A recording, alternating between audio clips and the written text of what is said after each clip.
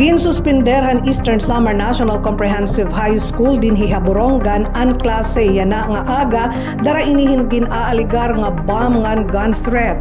Sumalakan Mr. Dean Ernest Paul Hermano iton OIC principal han nasabi nga eskwelahan nakakarawat hiya hintawag di kang hinusa nga opisyal han Borongan City Division nga nagsusumat nga may ada bomb ngan gun threat nga igin-post sa social media. Sumalakan Hermano ginseseryoso nira ini nga sugad nga mga impormasyon sanglit hagilayon hiya nga nakipagsumpayan han Borongan City Division han DepEd sugad man han Philippine National Police. Nagdesider hira nga isuspender anay an klase para masiguro ang katalwasan han mga kabataan sugad man han mga magturutdo.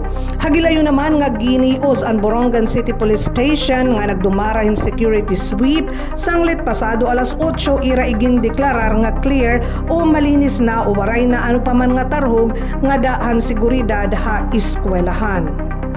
The administration of Eastern Samar National Comprehensive High School expresses its gravest concern regarding a bomb and gun threat posted online on July 3, 2026, which was allegedly associated with grade 11 kitchen operations or cookery students.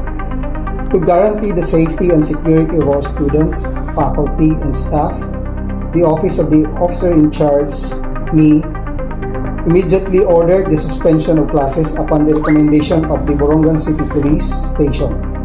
The decisive action was executed in close coordination with and approval from the Office of the Schools Division Superintendent of the DepEd Borongan City Division.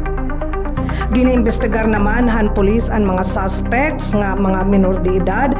Ginpatawag gihapon an ira mga kag-anak ngan haatubangan o presensya han mga representante han CSWDO ginhingadayan kung ano iton magiging maupay nga intervention para haira.